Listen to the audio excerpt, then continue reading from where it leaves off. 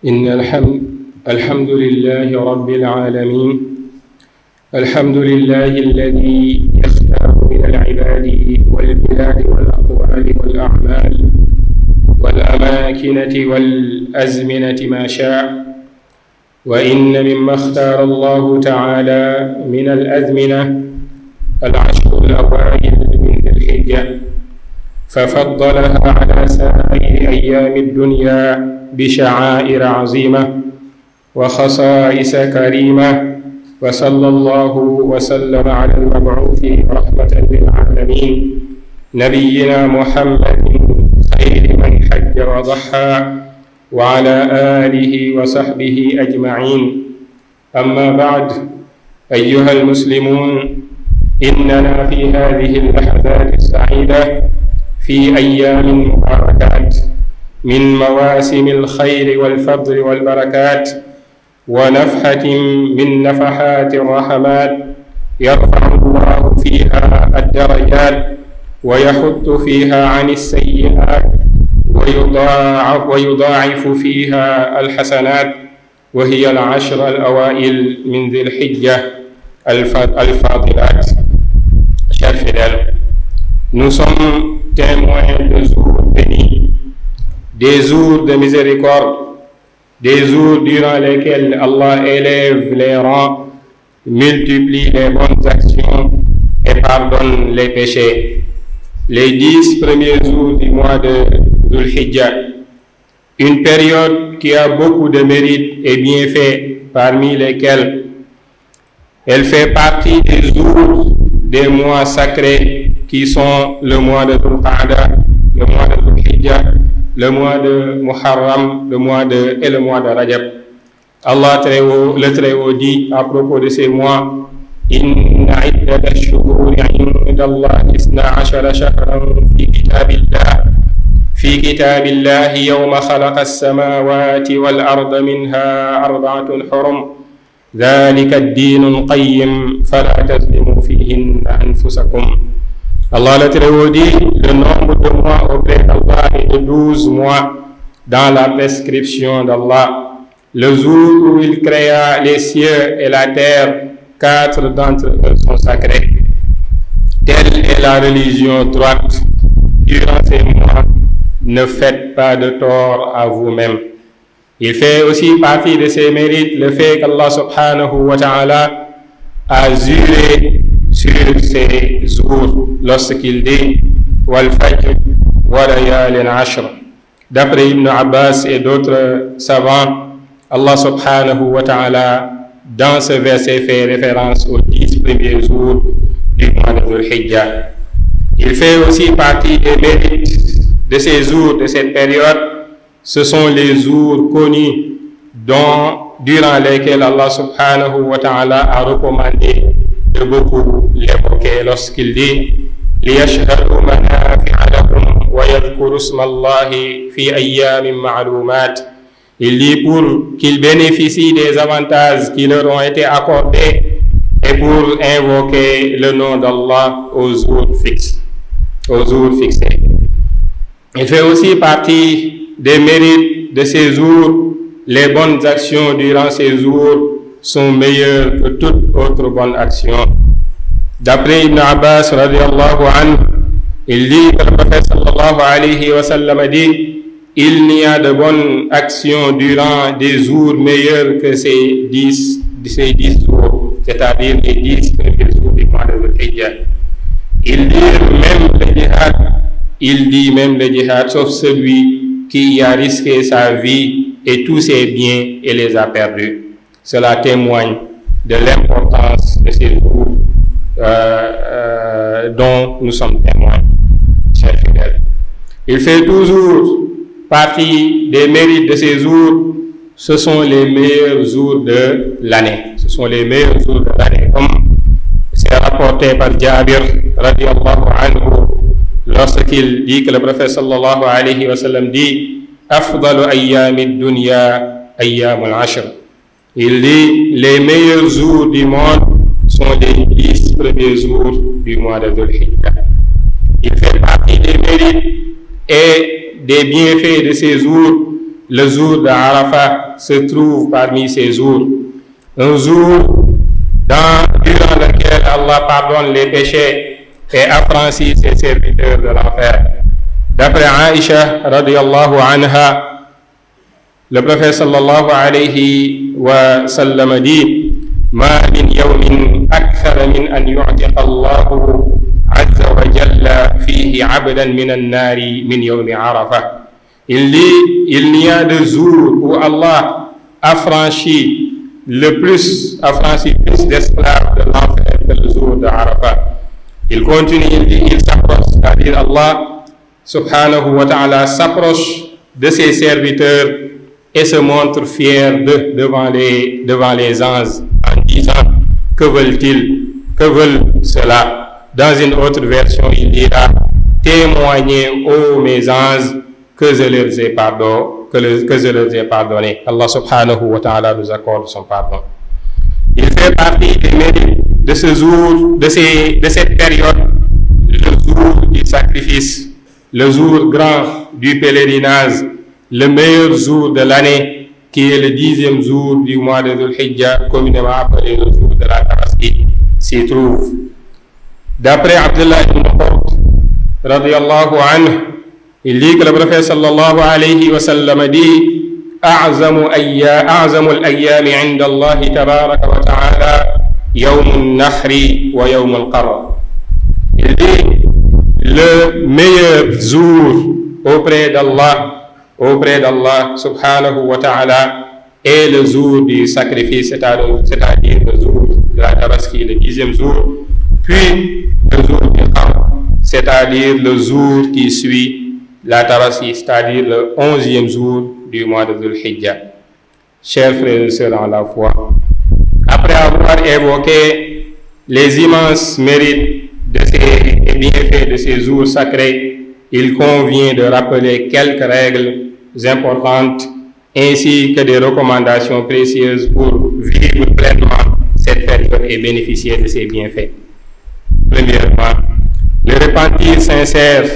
envers Allah en multipliant les bonnes actions et en délaissant les mauvaises actions. Parce qu'à chaque fois que le musulman entame une période bénie, une période de bienfaits, il doit les ouvrir, il doit les entamer par demander à Allah subhanahu wa ta'ala de lui pardonner d'abord. Allah subhanahu wa ta'ala nous le recommande en ces termes lorsqu'il dit: Ya ayyuhalladhina amanu Tubu ilallahi tawbatan nasuha. Il dit: ô vous qui avez cru, repentez-vous à Allah de repentir sincère. Il fait aussi partie de ses recommandations et règles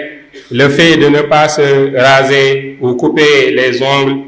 pour celui qui doit sacrifier durant ces jours.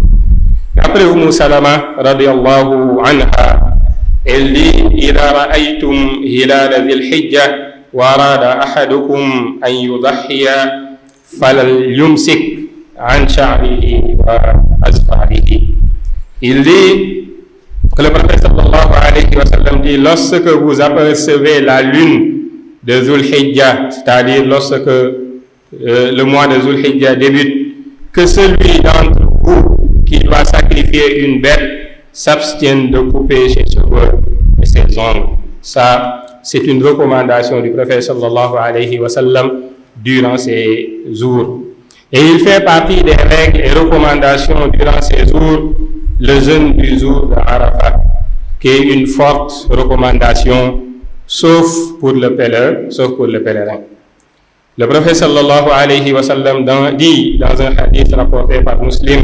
Sawmu yawmi Arafa yukaffiru sanatayn ma'iyatan wa mustaqbilatan. Il dit: le jeûne du jour d'Arafat expie les péchés de 2 années, la précédente et la suivante.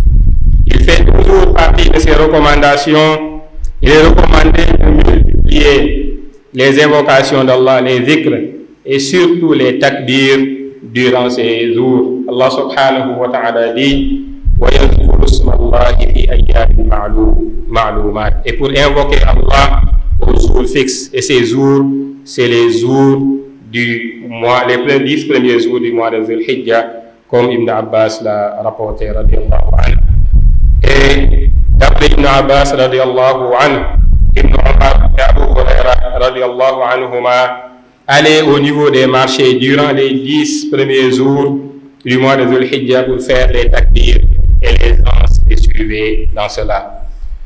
Parmi les versions rapportées des compagnons du prophète sallallahu alayhi wa sallam pour le takbir, qu'on doit faire durant ces 10 jours, mais surtout durant le jour de la Tabaski et les 3 jours qui suivent, qu'on appelle Ayyam Tashriq, il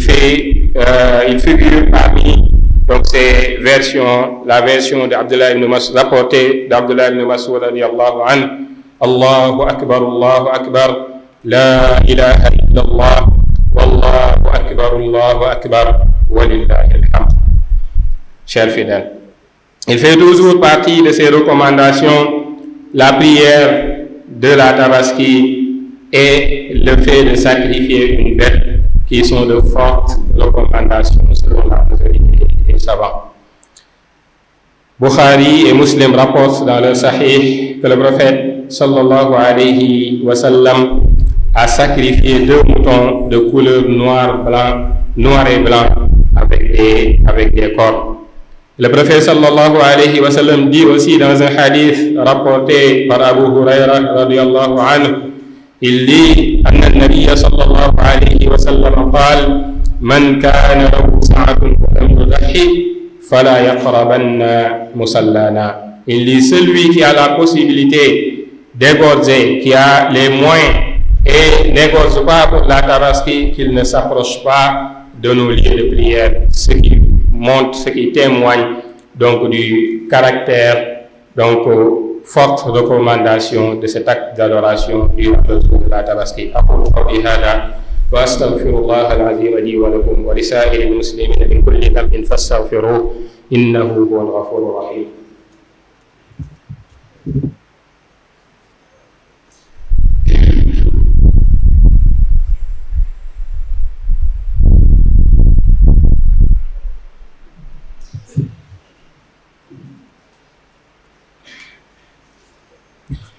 الحمد لله والصلاة والسلام على رسول الله وعلى آله وأصحابه ومن والاه.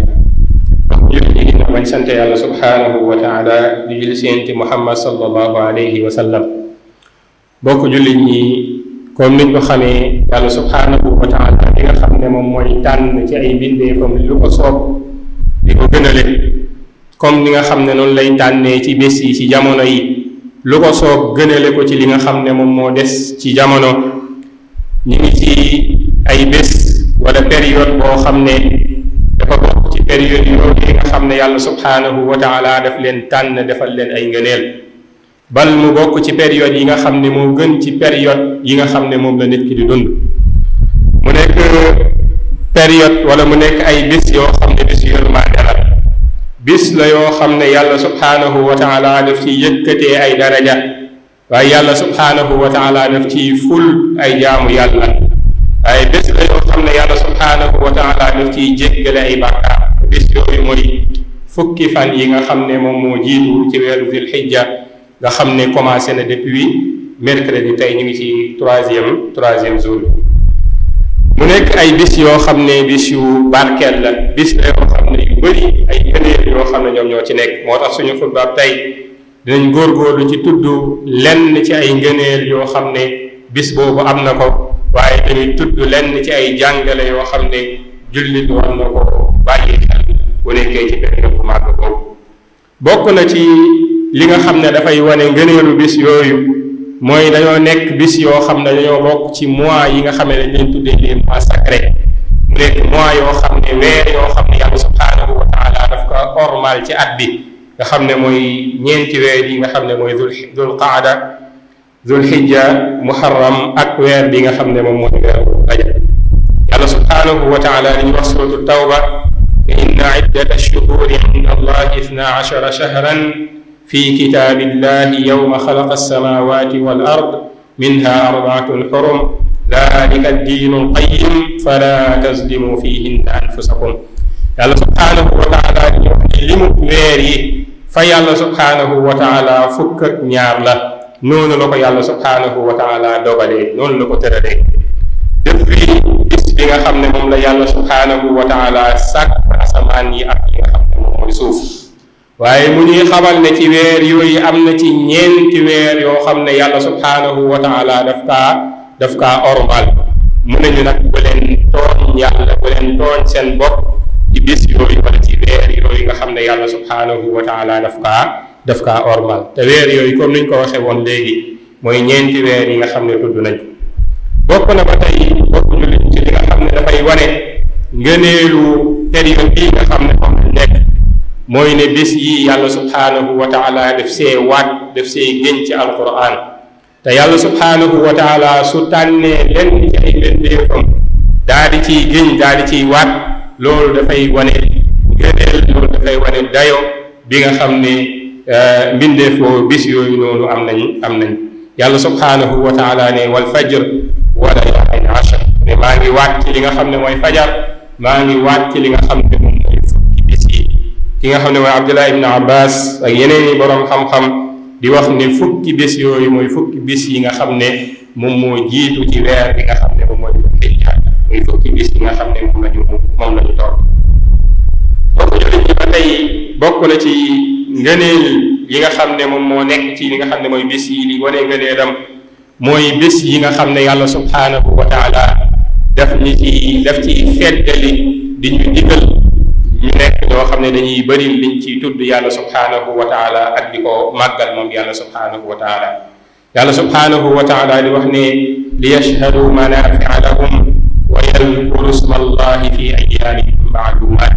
mu ne ngir ñu daal di tudd yàlla ngir ñu daal di teewee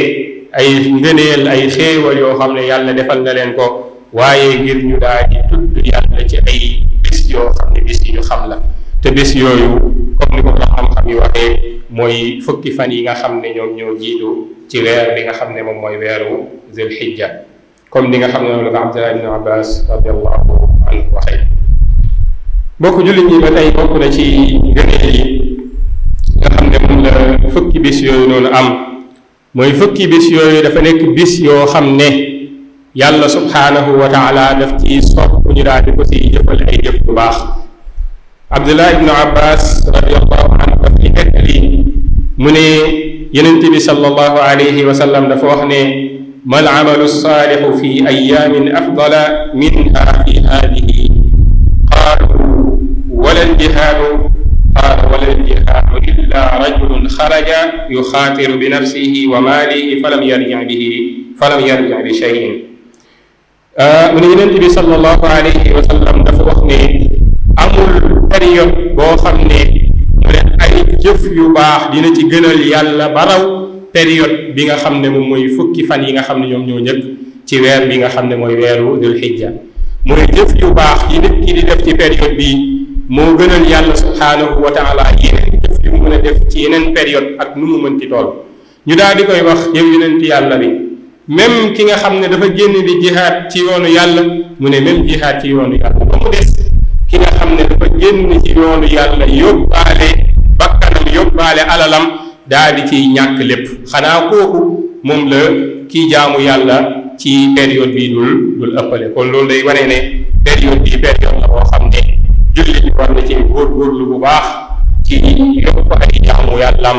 gën a farlu ci li nga xam ne mooy ay naafile moo xam naafilay julli la moo xam naafilay koor la moo xam tudd yàlla la moo xam jàng alquran la moo xam saraxe la bépp buntu yiw rek jaam bi war naa fexe daal di koy góorgóorlu ci période bi ndaxte période la boo xam ne jaamu yàlla yi yàlla subhaanahu wa taala daf leen ful bokk jullit ñi ba tey bokk na ci ngëneel yi nga xam ne bis yi am nañ ko bis yi te mooy bis yi nga xam ne ñooy bis yi gën ci bi nga xam ne moom mooy bésu at bi boo dajalee bis yi nga xam ne moo nekk ci at bi yëpp période bi nga xam ne moom lañ nekk ñooy bis yi nga xam ne ñoom la ci yàlla subhaanahu wa taala gën a bëgg comme ni nga xam ne noonu la ko Jaabir ibn Abdillah di nettalee jëlee ko ci yenent bi sallallahu alayhi wa sallam wax ne afdalu ayaami dunya ayaamul ashr mu ne bés yi gën yi nga xam ne ñoo gën ci bési àdduna yi mooy fukki fan yi nga xam ne ñoom ñoo jiitu ci weer bi nga xam ne moom mooy weeru Zul Hijja bokk jullit ñi ba tey bokk na ci ngëneel yi nga xam ne bis yi am nañ ko mooy ne yàlla subhaanahu wa taala daf cee def bés boo xam ne bés bu màgg la mooy bés bi nga xam ne moom mooy bésu arafa daf ko cee dugal te mooy neuvième jour bi te muy tombeek ci at bi nga xam ne moom mooy jeudi lay tombeek te vendredi mooy tombeek 10e jour bi bis la boo xam ne yàlla subhaanahu wa taala daf ci jéggal ay jaamam seeni bàkkaar waaye yàlla subhaanahu wa taala daf ci goreel ay jaamam ci li nga xam ne moom mooy safar Aïcha radiyallahu anha dafay nettali mu ne yonent bi sallallahu alayhi wa sallam dafay wax ne ma min yawmin akthara min an yu'tiqa allahu azza wa jalla fihi abdan min annaari min yawmi arafa mu ne amul bis boo xam ne yàlla subhaanahu wa taala dina ci goreel lu ëpp li nga xam ne moom lay goreel ci bisu arafa ci safar mooy li yàlla subhaanahu wa taala di goreel ci arafa ci bisu arafa lim ciy goreel ci ay jaamam ci safara amul bis boo xam ne yàlla subhaanahu wa taala dina ci goreel ci ay jaamam ci safara lu toll noonu mu ne yàlla subhaanahu wa taala ci bis boobu dafay jege ay jaamam dafay jege li nga xam ne ay jaamam yi nga xam ne ñi ngi taxaw arafa mu daa di mu nee ni tiitaroo ci li nga xam ne moom mooy malaaka yi dee ni tiitaroo ci malaaka yi leen wax xool leen sama jaam yi di leen tiitaroo ci malaaka yi mu daal di leen laaj sama jaam yi nii lan lañ bëgg ci beneen riwaaya yàlla subhaanahu wa taala dafay wax malaaka yi ne leen seede leen ne sama jaam yi kat man yàlla subhaanahu wa taala jéggal man yàlla subhaanahu wa taala jéggal naa leen yàlla subhaanahu wa taala boole ci ñi nga xam ne daf leen di jéggal moo ko julli ñi ba tey bokk na ci ngëneel yi nga xam ne moom moo nekk ci bis yi te mooy biñ ci mujjee tudd mooy ne yàlla subhaanahu wa taala daf cee def bis tamit boo xam ne mooy bis bu màgg nga xam ne mooy bis bi nga xam ne moom la ñu tuddee bisu tabaski bis bi nga xam ne moom la ñuy tuddee yawmul hajjil akbar nga xam ne daanaka mbooleem jëfi aj yi ëpp ci bis boobu noonu lañ koy defee te mooy bés bi nga xam ne moom moo gën ci li nga xam ne moom mooy bésu at bi te mooy bés bi nga xam ne moom moo gën ci li nga xam ne moom mooy bésu at comme ni nga xam ne noonu la ko Abdullah ibn Mas'ud radiyallahu anhu di nettalee jëlee ko si Yonent bi sallallahu alayhi wa sallam muy wax ne inna a'zama al ayyaami inda allahi tabaraka wa taala yawmu nahri thumma yawmu qarri mu ne Abdullah ibn Mas'ud mu ne Yonent bi sallallahu alayhi wa sallam dafa wax ne mu ne bés bi nga xam ne moo gënal yàlla subhaanahu wa taala muy ci bésu at bi mooy bés bi nga xam ne mooy bésu tabaski mooy bés bi nga xam ne ci la ñuy rendi gàtt yi muy 10e jour mu ne ginnaaw loolu bés bi ci topp moom mooy 11e jour mooy bés bi nga xam ne moom la ñu tuddee yawmul qarr nga xam ne mooy bés bi nga xam ne bu ujjaaj yi defee seen jaamu yàlla yi def ci 10e jour ba rendi seen i gàtt bis boobu noonu dañ koy des fi nga xam ne moom mooy mun naa foofu la ñuy des li nga xam ne mooy bis boobu ñu tuddee ko yawmul qarr mooy 11e jour mu ne ginnaaw bis bi nga xam ne mooy bisu tabaski bis boobu moom moo ci topp bokk julli ñi ginnaaw ba ñu gisee lenn ci ay ngëneel nekk ay ngëneel yoo xam ne ngëneel yu màgg la yoo xam ne bis yii nii am na ko dina baax tamit ñu daal di fàttali yenn ci ay jàngale yoo xam ne jullit bi war na koo bàyyi xel ngir gën a mën a màng ngir gën a mën a bénéficier woo ci xéewal ci ngëneel yi nga xam ne moom la yàlla subhaanahu wa taala def ci bis yi bokk na ci jaam bi buy dëgmal bis yu mel nii mu koy dëgmalee tuub di delluwaat ci yàlla subhaanahu wa taala jéggalu ko ay bàkkaaram bokk na ci ba tey mbokk jullit ñi mooy ne yonent bi sallallahu alayhi wa sallam dafa jàngale ne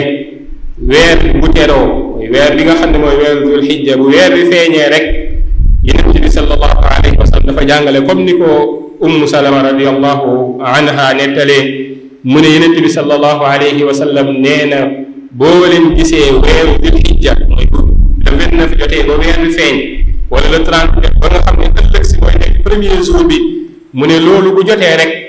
mu ne képp si yéen koo xam ne dafa bëgg a rendi am na yéenay rendi li nga xam ne mooy tabaski mu ne bu mu laala dara ci ay kawaram mooy bu mu watu moo xam karaw bopp la wala mustaasam karaw yëpp bu mu ci laal te dara waaye bu mu laal dara ci li nga xam ne moom mooy ay wéyam bu mu ko dagg moo tax julli bi dafay war di fagaru balaa ñoo di dugg bis yooyu di dugg si fekkee ni ko wat wala mu dagg ay weer mu def su dul loolu dafay war a xaar bu fekkee dafay bëgg a rendi gàtt ba mu rendi gàttam ba pare mu soog koy def loolu bokk na ci jàngale yi nga xam ne yonent bi sallallahu alayhi wa sallam jàngale na ko ci fukki fan yi nga xam ne moom lañ nekk. ba tey bokk na ci jàngale yi nga xam ne yonent bi sallallahu alayhi wa sallam jàngale na ko ci fukki fan yi mooy woor bis bi nga xam ne moom mooy bisu arafa ba mu des nag ci ki nga xam ne dafa nekk di aj kooku moom du woor bis bi nga xam ne mooy bisu arafa waaye ku nekkul arafa moom sopp nañ ci moom lool mu woor bis bi nga xam ne mooy bisu arafa bal yonent bi sallallahu alayhi wa sallam dafay wax ne bis la boo xam ne nit ki bu ko wooree loolu daf koy faral bàkkaaru ñaari at mooy at bi nga xam ne mooy weesu ak at bi nga xam ne moom la ñuy dëgmal kon loolu dafa nekk bis boo xam ne woor ko dafa nekk loo xam ne lu bari ay ngëneel loo xam ne ëpp na jullit bi di seetaan ba loolu di ko rëcc. ba tey mbokk jullit ñi bokk na ci jàngale yooyu mooy sopp nañ ci bis yi nit ki di tudd yàlla subhanahu wa taala lu bari surtout di def li nga xam ne moom mooy ay takbiraat comme ni ko yàlla subhanahu wa taala digalee. Ibnu Abbas radiallahu anhu dafay nettali ne Abdullah ibnu Omar ak Abu Hurayra radiallahu anhuma bu fukki fan yi teeruwaan dañ daan faral di dem ci marché di jaar ci marché yi di kàbbar di tudd yàlla bu ko defee loolu di fàttali nit ñi tamit di leen topp di tudd yàlla mooy kon bis la yoo xam ne bisu tudd yàlla mooy takbiraat yi nga xam ne moom la ñuy def mën nañ koo commencé def ko ci li nga xam ne mooy fukki fan yi yëpp donte nag fi ñu ko gën a feddalee mooy bisu tabaski bi ak ñetti fan yi nga xam ne moom moo topp ci bisu tabaski moo xam ne moom la ñuy tuddee ayyaamu tashriq bokk na ci version yi nga xam ne ci takbiraat yooyu nga xam ne solo nañ ko jëlee ko ci saxaaba yi ku mel ne Abdullah ibnu Mas'ud radiyallahu anhu mooy allahu akbar la ilaha illa allah wallahu akbar walillahi alhamd allahu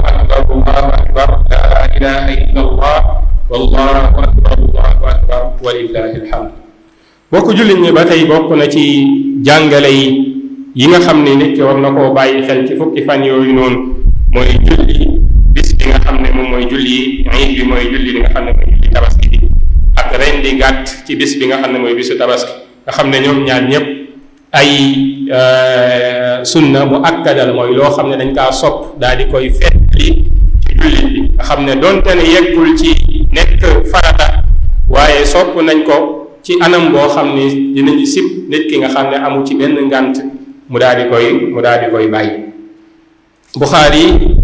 ak Muslim rahimahumullah dañuy nettali ci seen saxiix ne Yonent bi sallallahu alayhi wa sallam bisu tabaski mës naa ren di ñaari gàtt yoo xam ne dañoo nekk couleur noir blanc am li nga xam ne moom mooy ay béjjën Abu Hurayra radiyallahu anhu di nettali ne Yonent bi sallallahu alayhi wa sallam dafa wax ne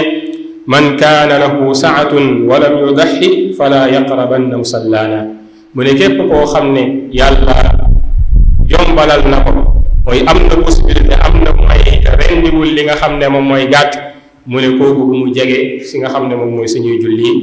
jullikaay loolu day wane rek ne dafa nekk sunna boo xam ne dañ kaa fedde li nga xam ne ki nga xam ne mën na ko warul nekk loo xam ne dañ koy sàggane bokk jullit ñi kon ñu ngi nekk ci bis yoo xam ne bis yu màgg la bis yu barkeel la